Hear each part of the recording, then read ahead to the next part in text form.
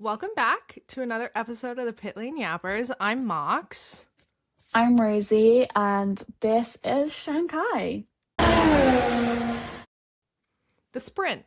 We're doing something a little bit different this year because when it's a sprint weekend, the episode's like an hour and a half long because we have a lot to yap about, so we're splitting it up. 2 episodes, sprint on Monday, the race on Wednesday. Yeah. So, sprint qualifying. Let me get my notes out. Okay. Okay, this is a fun fact that I found out actually in FP1, but I have to just say it because I didn't know it. This is Franco's first time ever in Shanghai. Also, I mean the commentators said this, so I'm just stealing their fact, but Isaac Hadjar is the only driver to debut in Shanghai, as obviously last year he DNS in Australia, but he raced in Shanghai. I didn't even think about that. It's quite interesting, I think. I like that little fun fact about Isaac Hadjar. Okay, sprint qualifying. SQ1. It was announced that Sergio Perez will not be taking part in this because of car issues that he had in FP1. Apparently it was a fuel issue. Which, by the way, never said in FP1. So they were like, oh, it's the same exact thing they were talking about in FP1. And I was like, I just watched FP1. You weren't talking about this. But not a lot happened. I will say Nico Hülkenberg went P2 within a few minutes after everyone else had set a lap. And I was like, what is Audi doing? Like, what did Audi put in this car? But Piastri immediately went above him.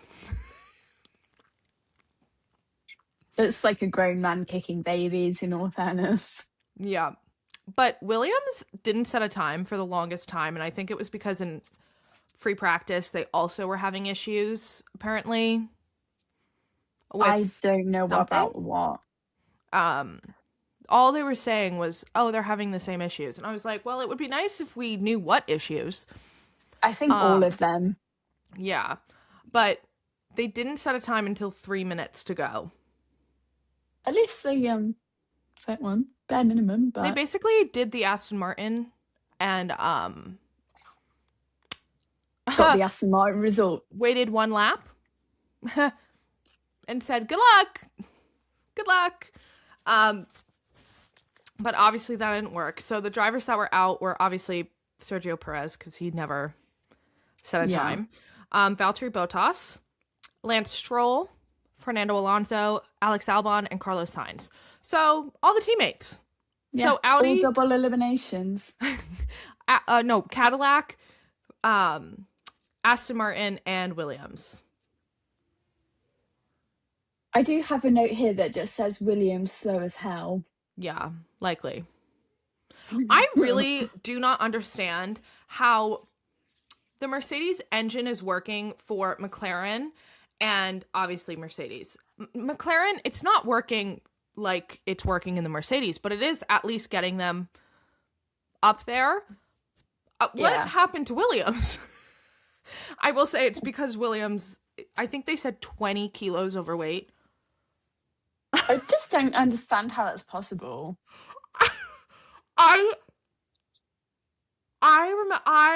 When I heard that, and they were like, yeah, we know it's overweight. And I was like, oh, it's got to be like maybe 1 kilo, 2 kilos. Because that's like already 5-10 seconds slower. 20 kilo. Guys, just shave off half the car at that point. Just spin off a wheel or two. I'm sure you'll be fine. Like, anyways, that takes us into SQ2. Merc didn't go out for so long, and I know it's probably because they knew they were the fastest car, and they... Yeah, but I was like, even are they not setting the times? Like, what is happening? Even if they're saying Ferrari is the fastest car. Yeah. AKA George. Also, something to note Lando was impeded by Kimi Antonelli. He wasn't really. Kimi was on the racing line, I guess, and it wasn't supposed to be a push lap, but Julian Palmer and DC both said Lando technically wasn't even on the racing line until he saw the Mercedes up ahead. It wasn't supposed to be a push lap like Lando said it was. It was clearly a cool down lap. And he saw the Mercedes in front of him, sped up, and was like, maybe I can get him penalized for that. Which, you know what? At this point, go for it. We gotta find something with that Mercedes. At this point, and it's 1.5 races in. I wanted to be 2027 so bad. But the incident was noted. So Lando got his wish. Unfortunately, it didn't have any outcome. They were like, yeah, anyways, moving on. So nothing really else happened. So no. The drivers that were out were Franco Colapinto, Arvid Lindblad, Gabriel Bortoleto, Liam Lawson, Esteban Ocon, and Nico Hulkenberg. So we have to note, Max and Isaac, obviously, outqualified both Liam and Arvid. Different from Australia, where Max was starting from Timbuktu, so... We also... that Ollie Behrman is through to Q3 as it... Yeah, Ollie Behrman's through to Q3. But that takes us into SQ3, which was like between SQ2 and SQ3, Isaac was called into the weighbridge, which if Red Bull Racing gets called into that weighbridge one more time, I'm going to lose my mind, because Max got called in Australia and he was like, for what? I'm already out. Like, I'm already out of qualifying. What do you want me to... Okay, this was, I think it was FP2 he got called in, but like, he was like, I'm not going to qualify. And then he crashed. So he was right. But now Isaac, and then Isaac got stuck. Isaac got stuck. Yeah. To the point where all the mechanics had to come and rescue him. So they were like, I don't know if he's going to get it out. I'd be so embarrassed. Like, I'd be like, well, I can't race now. I'm not showing my face ever again. Yeah, I don't know what I would do. Yeah. But also, it came up like literally as the pit lane turned green that Max and Pierre Gasly were under investigation for impeding. Yeah, I don't. And I was like, for what? But then I saw it, and I guess they were like one of the first two out on track. And I don't know who was impeding who, but there was some impeding. But once again... went unnoticed. Yeah, I'd say Q3, I'd say it was largely uneventful. I just have one little note, and it's both McLarens. Can you read your writing? GA? I think I meant George Russell. Ollie Behrman and Isaac Hadjar had no time set. For the longest time, it was within the last minute they all went out. Sorry, I could never do that. Game. Never could do that in my life. But P1 was George Russell, his first ever sprint pole. And a back-to-back pole from Australia as well. P2 was Kimi Antonelli. So once again, Mercedes kind of swept the board. And then P3 was Lando Norris. So not a Ferrari. I'd say very early stages, but Mercedes seemed to be running away with the constructors already. Yeah, and also came out today, so Saturday. Mercedes is not even using half the engine power that they actually seem to have. Yeah, but why not? Because they don't see a competition. Yeah, but like they should just. I do have some note. So Pierre Gasly outqualified Max Verstappen. Yes. Yeah. And Isaac Hadjar. You need the graphic. Red Bull Racing were washed. The Alpine versus the Red Bull. Oh my god. Anyways, yeah, that was a lovely sight to see after work. Which takes us right into the sprint, where it was announced Alex Albon would be starting from the pit lane because they changed stuff after they were allowed to.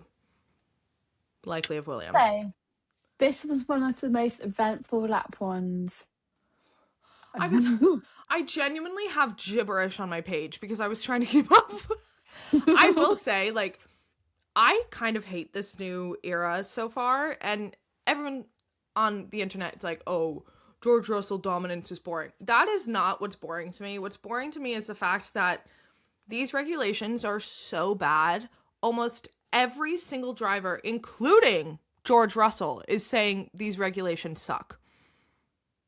I quite like it so far. I like the amount of overtaking that's possible. Yeah, but that's because every car is dangerous going faster. So they have to be close together. Yeah, anyways. I will say I cannot take this straight mode stuff seriously. Lewis Hamilton is using straight mode. Is he? Anyways, lap 1. Lewis Hamilton was out for blood. He passed 5 people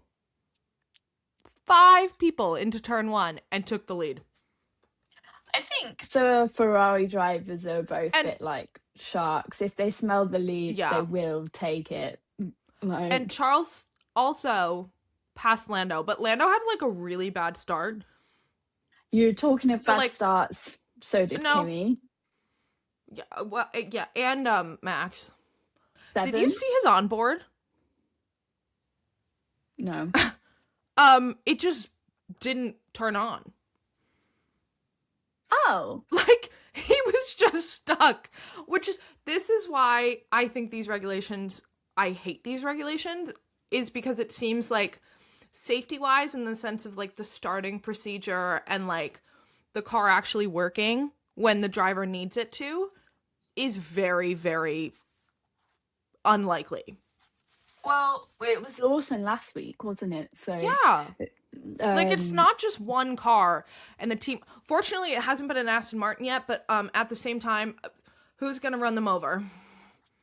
Yeah, I think it's... Like, Lawson started quite high in Australia. Kimi started very high in China. And they both had engines and cars that were not turning on. Yeah. So Kimi went down 7 positions.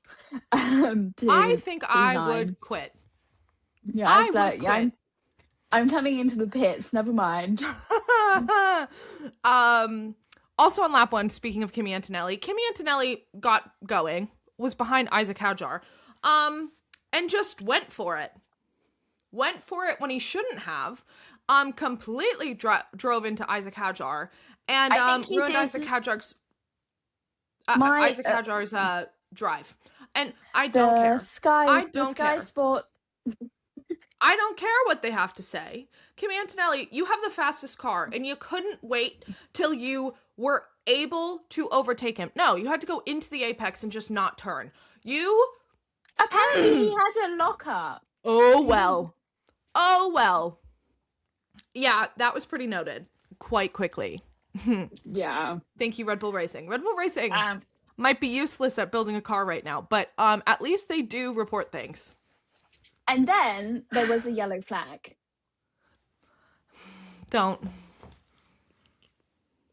Arvid Lindblad had a spun around in the... He just spun around. I'm taking off my headphones to protect my sanity. And he did save it, but he did have to... There was a yellow flag waved. I don't need to hear that again, so just give me a thumbs up when you're done. Okay, well, anyways, lap 3. Okay, Lewis took the lead. George and Lewis were like on each other's tails. They were going back and forth, back and forth. Lewis kept the lead for 2 laps. And then on lap 3, George finally overtook Lewis. And what the commentators were saying, I guess, was, I think it was the last turn or the second to last turn. It had to be the last turn. the last turn you want to be behind somebody. So on that long straight down to turn 1, you can overtake them, and then into turn 1, you have to brake so hard they won't be able to pass you anyways. I was like, yeah, but Lewis Hamilton did that on lap 1. So,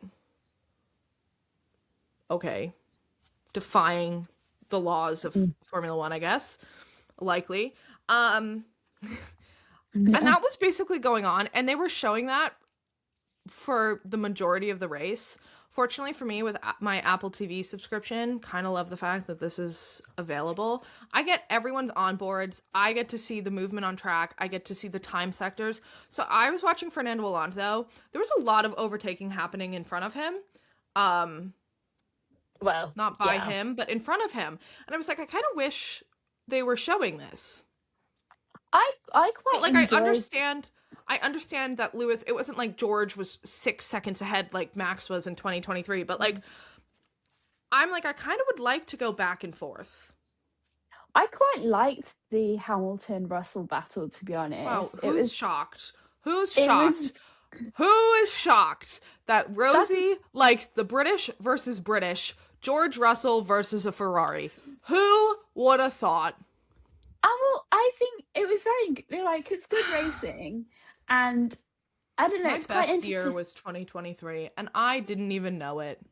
And it's quite nice to watch like old teammates fight like that, especially like, I don't know, Lewis and George quite have a history with each other, really. So it's quite nice to see. On lap 6 is when I was looking at the timing. I went, wow, Max Verstappen, you are so behind. There's no way you're getting up there. And then while that was going on, Charles Leclerc said, I kind of want to get into this action. Rosie, I'm not even a Ferrari fan, mind you. I was stressed. Charles was on Lewis's butt. And then Oscar was right behind them. Kimi passed Oscar. Yeah. So then it was Kimi, Charles, Lewis, George. And their Ferraris within awfully like 5/10 of a second of each other. Yeah, the Ferraris got awfully close. I was so stressful. I was so stressed. Charles, I'm not even a Ferrari fan. No, not yet. Lap 6. Charles was like, hey, Lewis's front wheel looks pretty bad. And they were like, okay. It did look bad, to be fair. Yeah, it did. But like, Ferrari was like, okay, what do you want us to do about it? I'm like, hello? Kimi's right behind you. If you want a double podium, get Charles past Lewis. But I think also they knew Lewis was not just going to move over. So it was kind of like Monza with Charles and Carlos that one time where Carlos got past Charles and was like, yeah, no, I'm not moving over. And so why Charles would you bring was like, that up? okay. Then they took each other out. So just Ferrari, remember that. But lap 7 is actually when lap 7 is when Kimi and Isaac were noted for causing a collision. It was investigated very quickly. 10-second penalty for Kimi Antonelli. Lap 8 is when Charles finally passed Lewis Hamilton. And at the same time, Kimi Antonelli passed Lando Norris.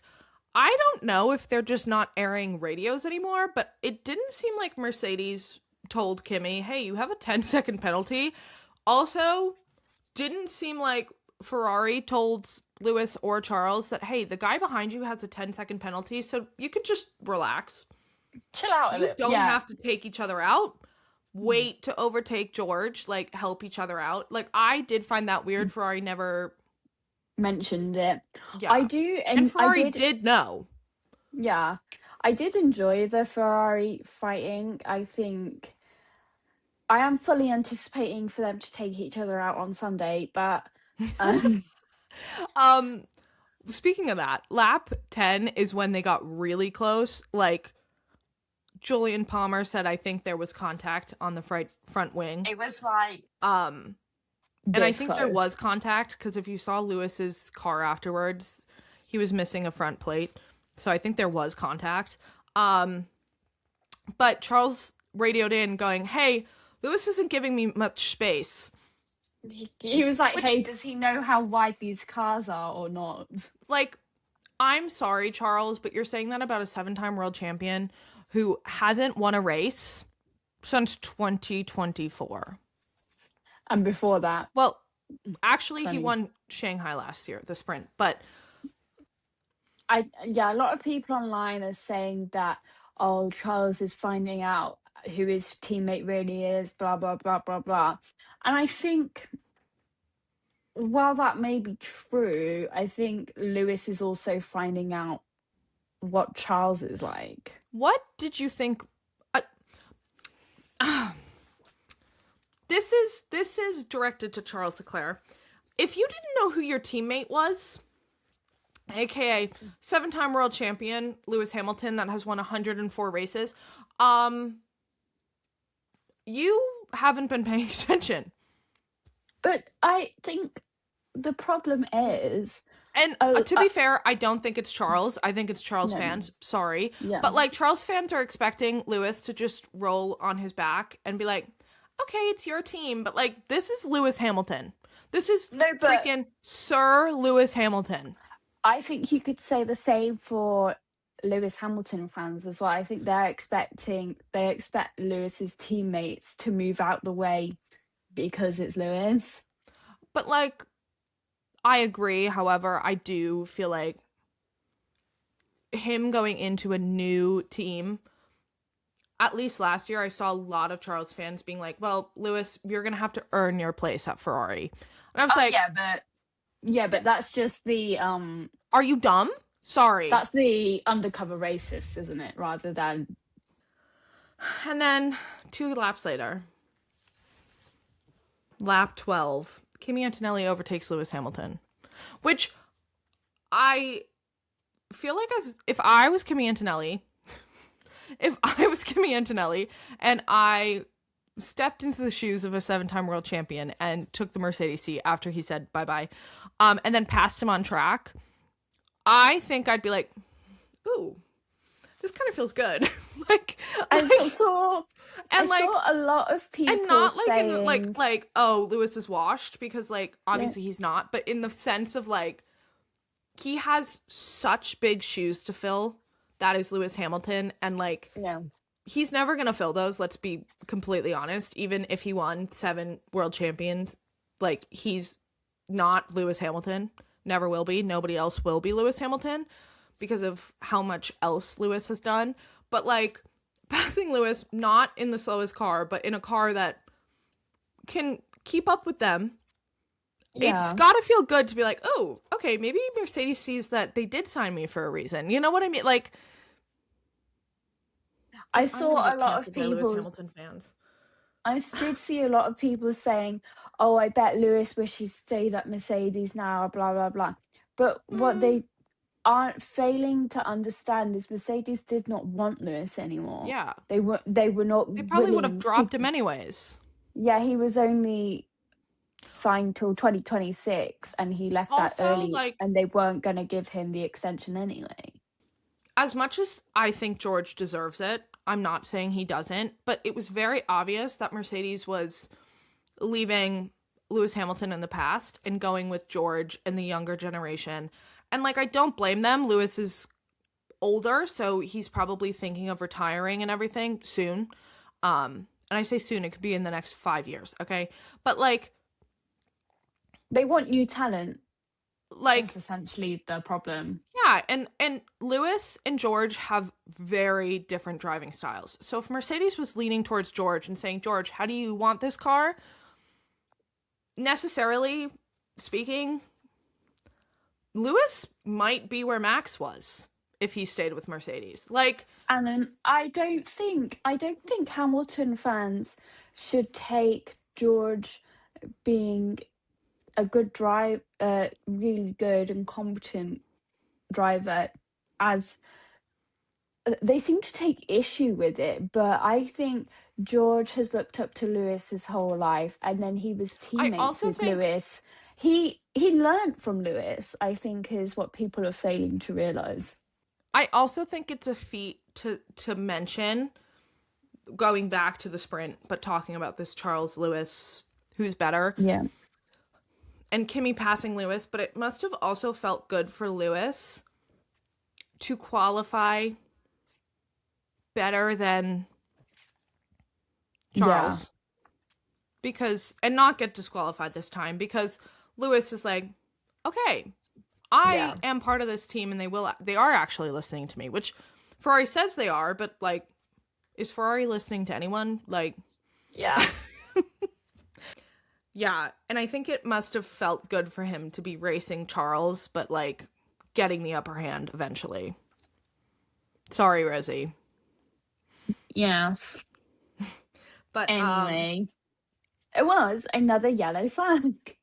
well, lap 12 also, while literally as Kimi was passing Lewis, the radio came on to Arvid. It goes, box, retire the car. Anyways, moving on.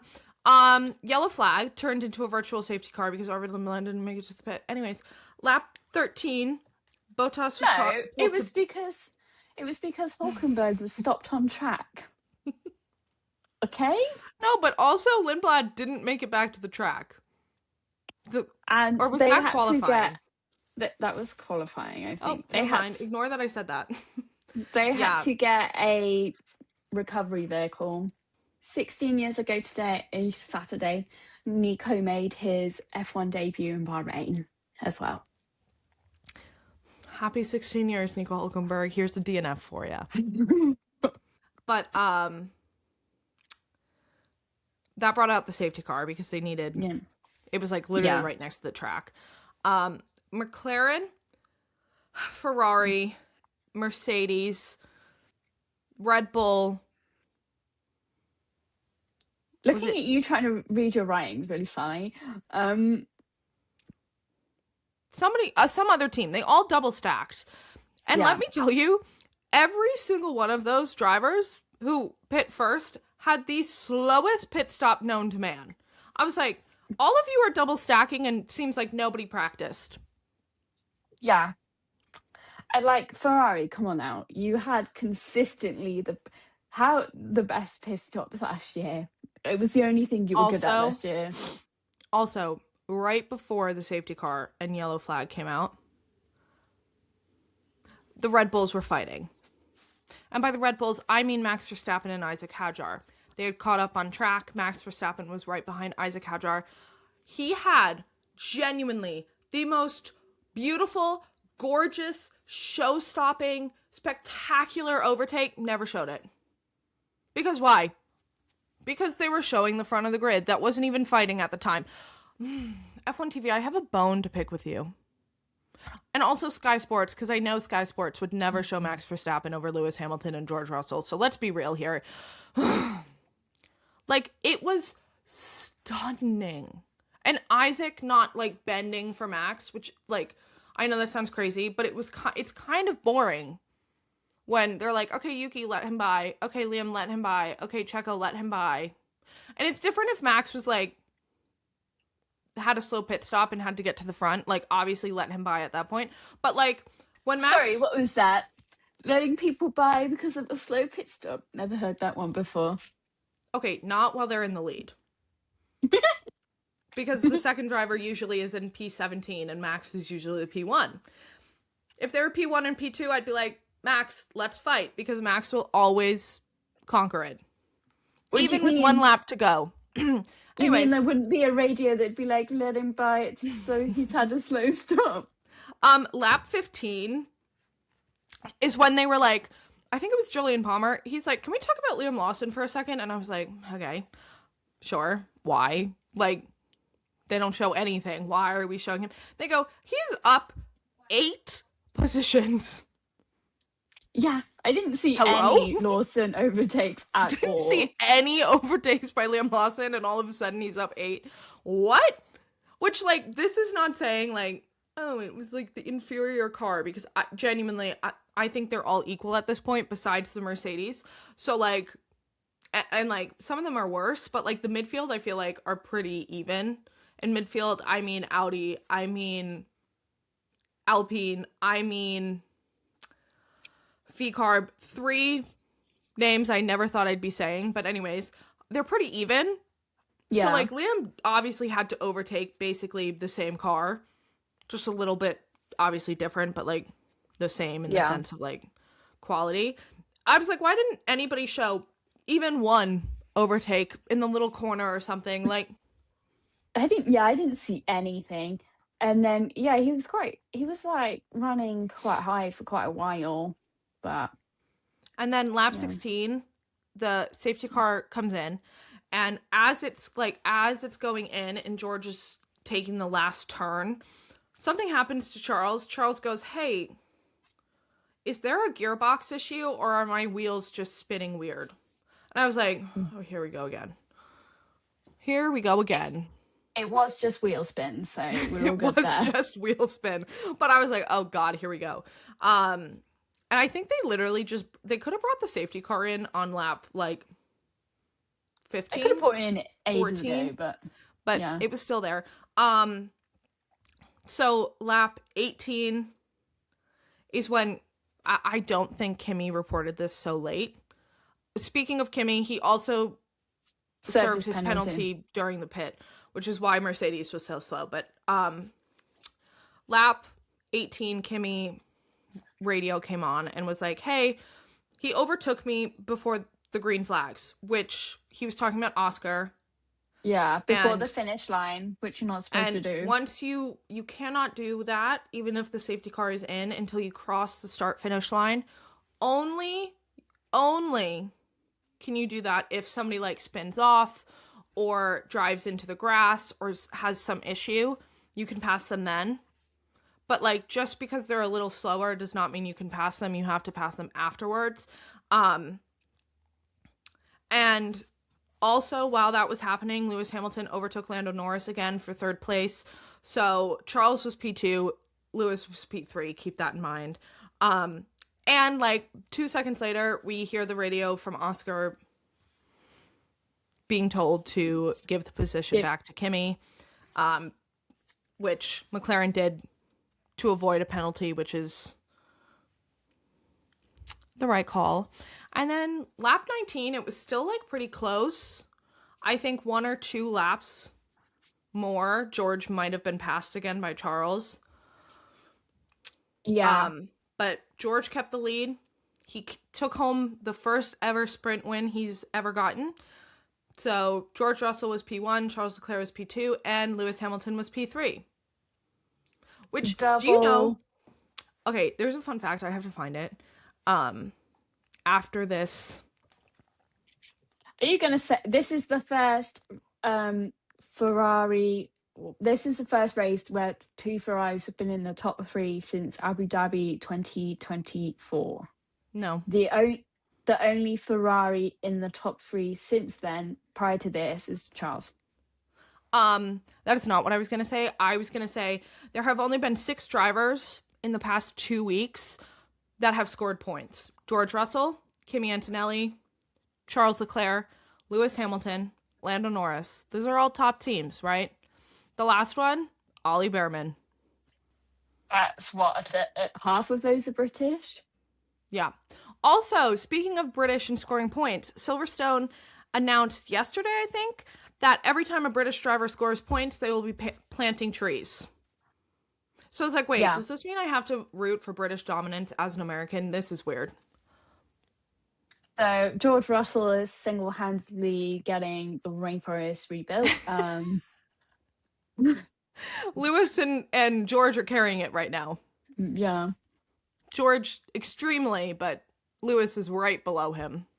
But yeah, that was the sprint.